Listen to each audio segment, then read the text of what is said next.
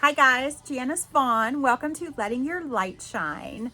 All right, so I'm gonna pick back up after my Vibe Tribe video that I just posted. So this is what happened once I put together my tribe of amazing people that had my back. All right, so once I knew that I was going to leave the narcissist, I just knew in my gut. Like I was so done at this point. The abuse had gotten so much worse, more than it had before, because the longer you stay with a narcissist and you take them back, each time they're going to become more and more abusive, and it's going to become quicker and quicker. So the good behavior is not going to last for 2 weeks, and then they're going to turn bad again. What's going to happen is every time you take them back, guess what? They're going to spend a little less time being kind and a little more time planning how they're going to manipulate you even more, because now they're pissed off. Now they're freaking mad and they know that you are onto them. So guess what? They're going to amp up their game and they're going to become even more abusive. And that's exactly what happened to me. So once I had put together the plan and I had, everybody in my corner, I had my armor and I had everything ready to go, I was like, all right, so here's what's going on. All right. And to this day, the timing of this is so crazy to me. And tell me this isn't God, because here's what went down. Here's what went down. And this is going to jump a little bit ahead, which I'm going to have to come back to, but you're going to understand why it had to jump ahead. So the narcissist was served with the order of protection on March 7th.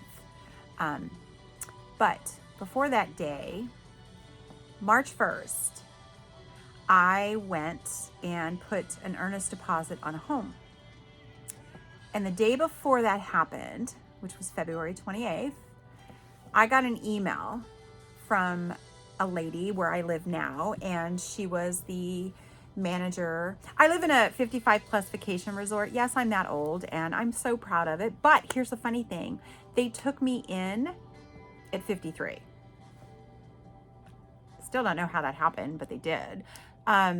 So I was planning the year before to move here because I had been looking for a year knowing that I was going to escape the narcissist at some point.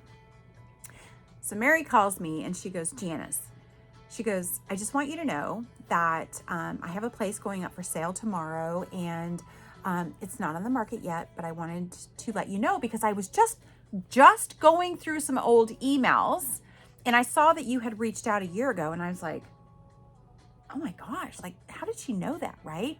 And at this point, this is when everything was going crazy and you could not pick up a home before within minutes, because it was like boom, boom, boom. Like everything was going crazy. And I was just like, what is happening right now?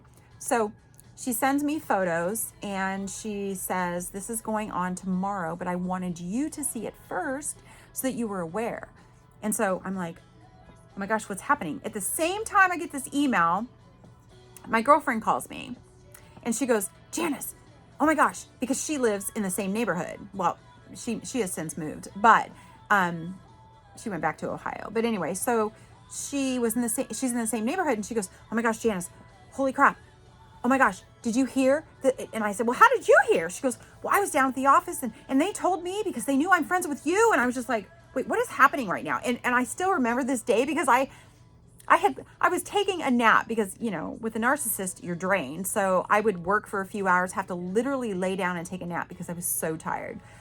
So she's calling me. Mary is emailing me.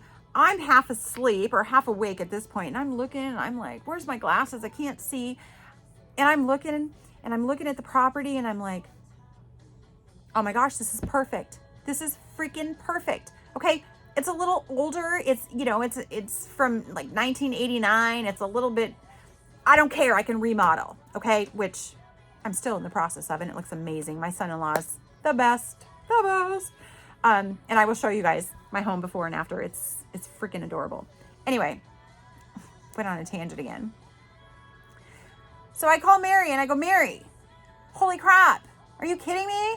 This is perfect. This is exactly what I need. This is exactly. And I said, you know what? I haven't even seen it, but you know what? I will see you tomorrow morning at 8 a.m. And I said, what do you need? What do you need from me? She goes, I need $2,000 earnest deposit. And I went, girl, you got it. I will be there. Cashier's check. Yes, I will be there.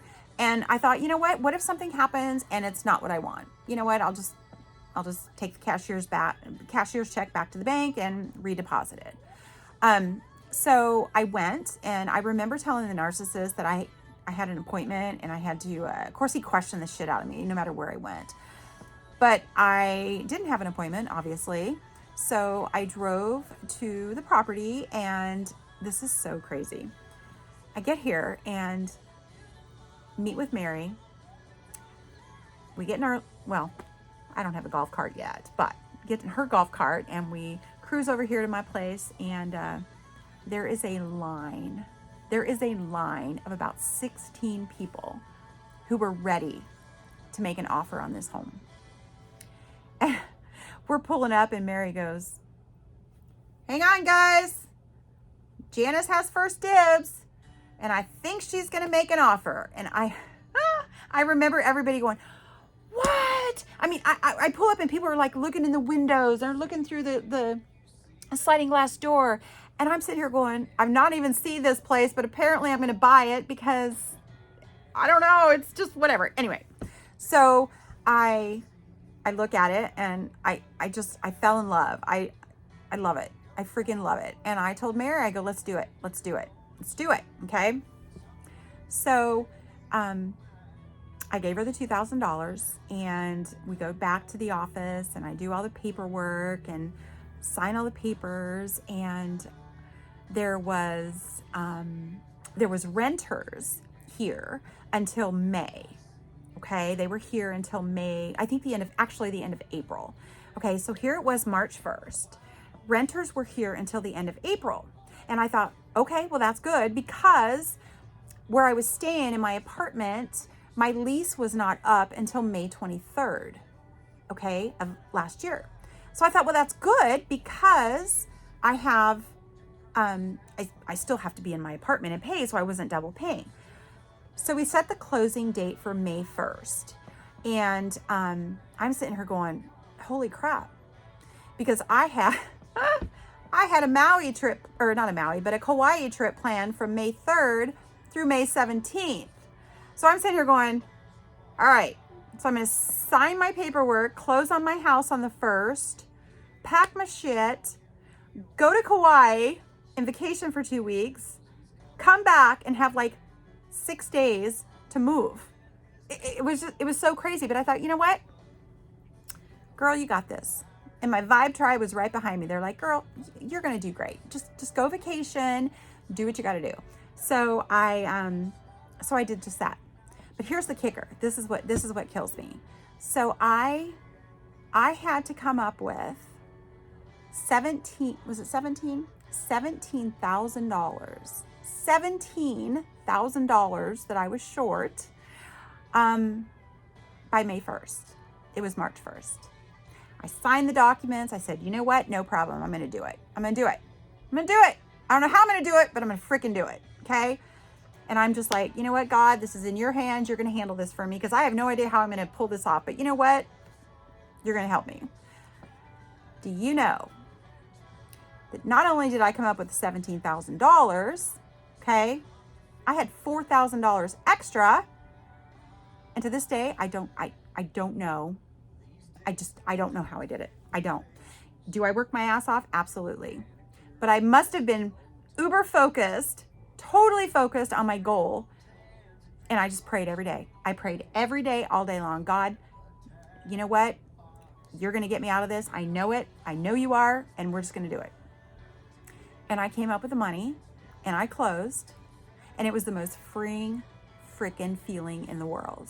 It was freeing. Okay. So I close, go back home, and the narcissist was out because he was kicked out on March 7th. And then I go and spend 2 weeks in Kauai, which was amazing. And I'm like, I'm going to go relax for 2 weeks. And then it was like, oh gosh, I know I'm going to come back and literally have like 6 days to get my stuff together. But here's what else I did. I sold everything I owned and started over. I literally moved my personal belongings, my clothes, my toiletries, brought no furniture, got rid of it all because you know what? Like my bed set was like 13 years old. My couch was about 7 years old. I mean, I did bring my TV. Which is that one behind. But other than that, I didn't bring any pots and like I literally, you guys, got rid of everything. And I thought, if I'm going to start over in life, I'm starting completely fresh, totally fresh. So I did. And moved my belongings, you know, in my SUV, made several trips back and forth. And then I closed on my home, moved in, didn't have any freaking furniture. And I went to American Furniture Warehouse, and that's pretty popular in Colorado and Arizona. But I went there, got new furniture, got me a new bed set, basically started completely over. I mean, it's totally fresh. Ross saw a lot of me. Home Goods saw a lot of me. It was so fun though. And I think I did that because I just didn't want any part of that negative crap with me at all.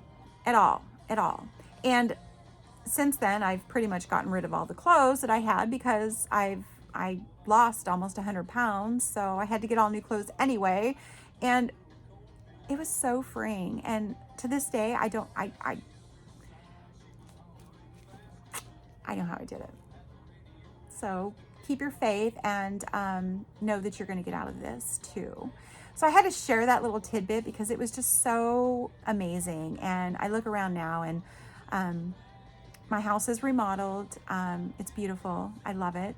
Got new carpet installed about a month and a half ago. I have all new furniture and got my entire desk, my home office space, which you guys have obviously seen because it's in my previous videos and you've seen my furniture and stuff. But I just started over. And at the time I decided to, I didn't know how I was going to do it, but I did it. And I just kept staying positive. I just kept saying, no matter what, I'm going to do this. And I never said I couldn't do it. I always said, I am doing this. I did a lot of I am affirmations.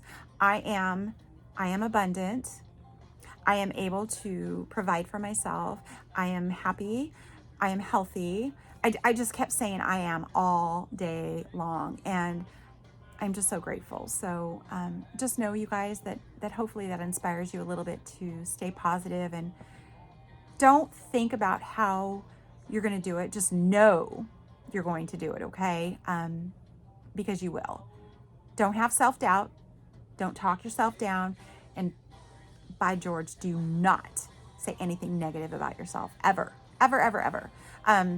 I kept saying I'm healthy, and it was like the weight just freaking fell off me. Like, it was just amazing. So here I am in my new place. Not one person has walked through these doors that has a negative attitude. And I made sure that this is going to be my safe place. And the only people invited in my door are people that are loving, kind, and have a good heart. So that's my little story. So I wanted to share that with you. All right. So I'm going to pick back up on the escape route because, oh God, there's just so much. I mean, and if I go back and forth, you guys, I don't mean to, but there's just so much to tell you. And anything I've gone through, I want to share with you because if any little piece helps you with an idea or a thought that you've never thought of before, perfect. All right. Because we all need people in our life, and I want to inspire you because so many other people, especially on YouTube, that I've watched inspired me. So let's pay it forward and just help one another. Okay, you guys? All right. Love and light to all of you. Thank you.